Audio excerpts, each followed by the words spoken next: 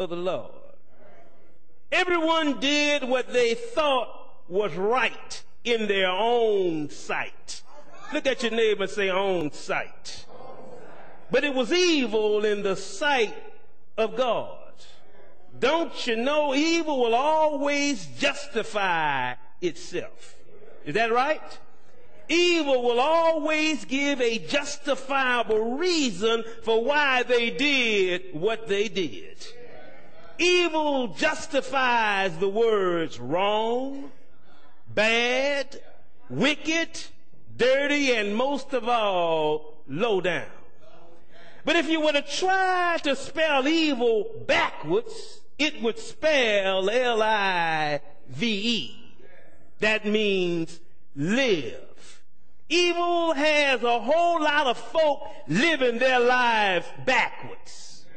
Y'all didn't hear that. I said evil has a whole lot of folk living their lives backwards. That was Israel's problem. It's like a nation that would have these non-bid contracts, give multi-billion dollars to a company to bid on the contract, even though other companies are just as qualified or may even do it for less. That's living life backwards. It's almost like a nation spending $10 to $12 billion a month in another country, while in your own country there's poor health benefits or none, people losing their jobs, losing their homes. That's backwards. It's almost like a country that would have a multi-trillion-dollar deficit so that we can get what we want now and make our children and our grandchildren pay for it later. That's backwards.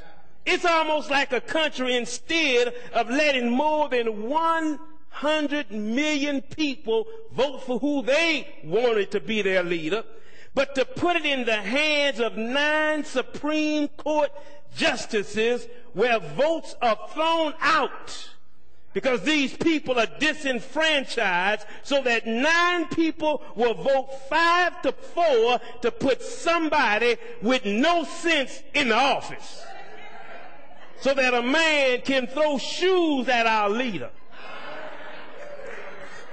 And the only thing the leader can say is the man was throwing his shoes because he was trying to catch up with his soulmate.